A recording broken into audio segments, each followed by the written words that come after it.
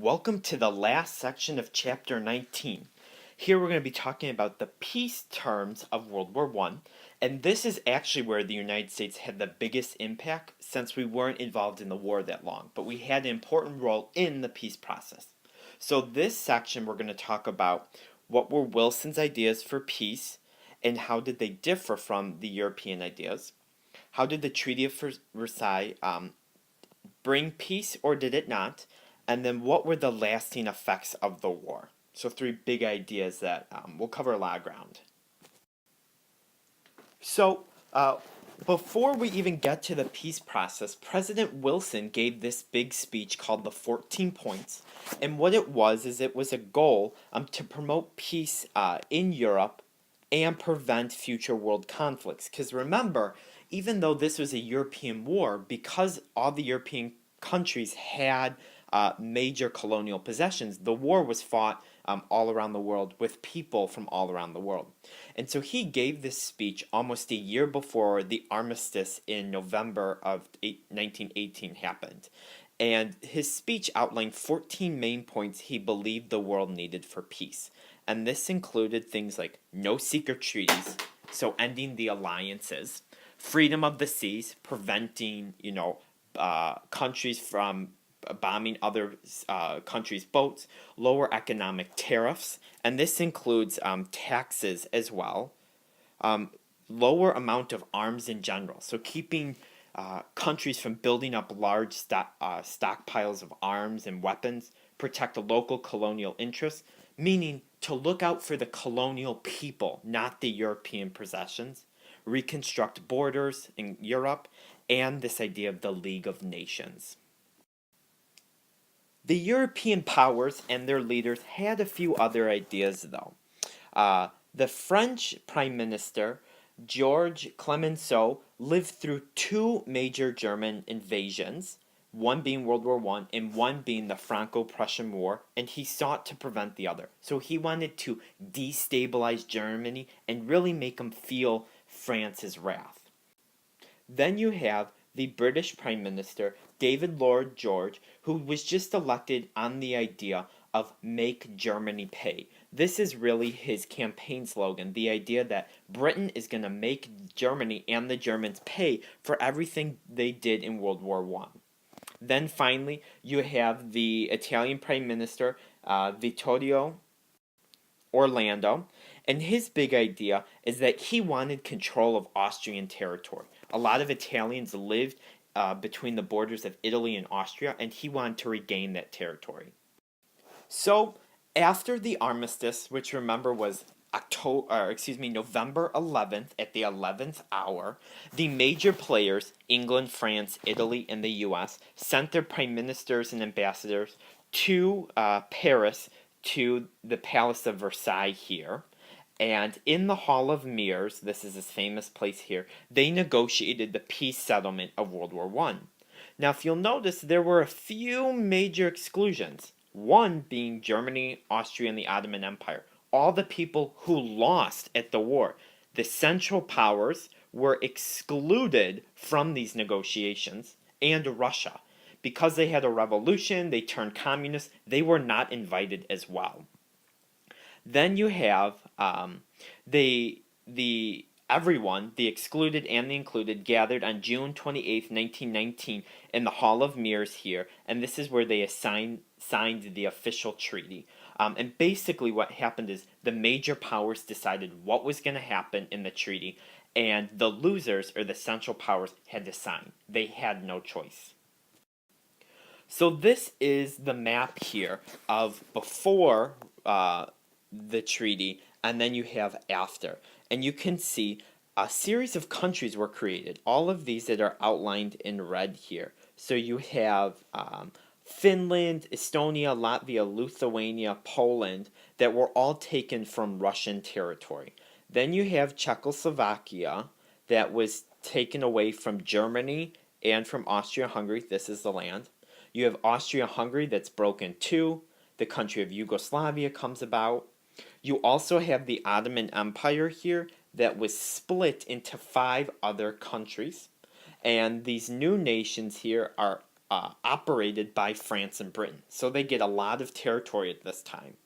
Then finally, they make Germany pay reparations to France and Britain, which and reparations are payments for the errors that they made in the war. And errors meaning all the damage that they did. Germany had to pay this alone. Germany also had to give the Alliance Lorraine to France, which is a very economically prosperous area as it had a lot of resources. At the same time, Germany was stripped of all its colonial possessions. And this is going to become important later in world history as we talk about when they lose the Alliance Lorraine and all their colonial possessions, they don't really have a way to make money to pay for these huge reparations. So, this treaty sounds great in theory, but there were a lot of weaknesses to it. One is the war guilt clause, which forced Germany to take complete control and responsibility for the war. They had to admit to the world it was their fault and they had to pay reparations. Even though, if you remember, the war got started because a Serbian national killed Archduke Franz Ferdinand and Austria declared war on Serbia, Germany had to take responsibility. Then they lost all their colonial possessions and had to pay France a large sum. And remember, once they lost all of these lands, they didn't have a lot of economic means to pay France. So they had to raise their taxes, they had a lot of economic problems, and they were hit hard then by the Depression, which would happen a little while later. And so they were really in a state of perpetual weakness. Then finally, Russia was excluded from the peace process and lost most of their territory, which will create resentment later in world history as well. It also again ignored all of the native people that lived in the German colonies. It didn't ask them what they wanted. Instead, it took the German government out from control. Some colonies they gave independence to, some France and Britain got, and so you just traded one colonial possessor for another. So, the trouble with the treaty also continues stateside. Many thought in the United States the treaty was too harsh. They realized that Germany wasn't going to be able to pay all of these reparations back. As a result, it's going to hurt their economy. It's going to hurt the economies of France and Britain. And then it's going to hurt the U.S. economy because we have relations with all of these countries. It realized that, you're only trading one colonial power for another. It's not solving any of these issues. And many believe that the League of Nations that was agreed upon violated the U.S. foreign policy idea of isolationism. Now remember, at this time, this is one of the key foreign policy ideas we talked about. Isolationism means that the U.S. is staying out of world foreign policies at this time. It doesn't want to get involved with other countries. It wants to keep to ourselves. So what is the League of Nations, you may be wondering? And what the League of Nations is an international body to help countries communicate and avoid excessive military buildup leading to war. Wilson thought if he could create this group of countries where they could talk out issues, it wouldn't lead to war. This is really the precursor to the United Nations that we have today. This is the first time this idea comes about. However, in the United States, there's a problem because you have this guy here, Henry Cabot Lodge, who is very suspicious, he says, of economic and military action against aggressive countries. And Wilson, his whole idea is, I will not compromise. He came up with the League of Nations, and the idea is that if a country is becoming aggressive economically or militarily, the rest of the League is going to get involved and stop them before it escalates to war. But Henry Cabot Lodge here was convinced that this may violate our idea of isolationism and get us involved in more wars. And so he really prevented Wilson from getting this treaty accepted in the United States. So the peace process is over, the treaty is agreed upon in Europe. Wilson comes back from Europe very sick and weak. He's getting older, he's having a hard time, and he refuses to compromise on the treaty. He comes back to the United States saying, listen, this is what we got, this is what's happening. And he goes on a long speaking tour around the entire country advocating for this idea of the Treaty of Versailles, the League of Nations, and going against people like Henry Cabot Lodge who, are talking bad about the treaty. And he pushes himself so hard that he has a stroke and for 2 months can't do anything. Can't talk to the public, can't go to Congress. He can't really rule the country because he doesn't have the strength. So, as a result, what happens is in November 1919, the Senate voted to reject the treaty, and Henry Cabot Lodge's amendments as well. And Henry Cabot Lodge tried to add a bunch of amendments to this treaty to get it to influence his ideas in it, and the Senate just rejects both of them. It says we don't want either the treaty nor do we want any of your ideas, Henry Cabot Lodge. And so the U.S., after being unable to, vote on a treaty, ended up writing its own treaty with Germany in 1921 after Wilson leaves office. And so as a result, the U.S. seems weak in this situation. You have a president who goes to France to negotiate the treaty. The country can't agree on it, so we're not part of the peace process. And then that president leaves office, and then the League of Nations, which he created, we never become a part of. So it's really a failed opportunity on all fronts.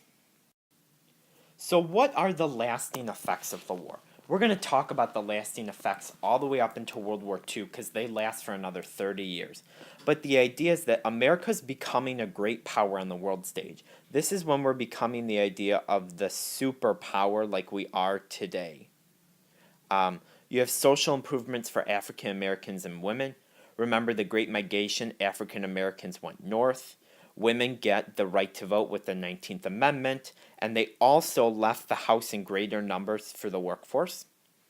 But as a result of propaganda, you have anti-immigrant and anti-radical sentiment, meaning you don't have a lot of, warm, fuzzy feelings with German Americans, nor do you have the same ideas with fascism or communists or anarchists in America. So the idea of civil liberties and freedom is kind of dampened at this time. In Europe and in the rest of the world here, you have a large loss of life. It's estimated that 30 million people worldwide lost their lives as a result of World War I. Destruction of cities and towns obliterated by fighting and bombs. You have deep tension that starts from the fighting. It lasts during the peace process because the Central Powers didn't have a word in. And then it results in hatred. And this is going to come back out in World War II. And then you have the rise of fascism in Italy and Spain and Germany. And then you also have communism in Russia. So a lot of deep-seated problems come from this time where we think that we are actually getting peace. So that's your decision. Decide, did we get peace? I don't know. So let's summarize the war here. What were Wilson's ideas? He had the 14 points and the League of Nations, neither of which got passed in the United States. Did Versailles really bring about peace? Well, it ended the fighting, but it didn't end any of the tensions on the continent. If anything, it created more. And then what were the lasting effects? Well, you have a rise in social status of women and African Americans, but you have some deep-seated hatred for, the enemies at this time, people who aren't like you culturally or politically. You also have a lot of tensions between countries and a lot of physical and mental damage to the people in Europe and the cities. So that brings us to the end of Chapter 19 in World War I. We'll soon move on to the Roaring Twenties. But that's it for now, Husky historians.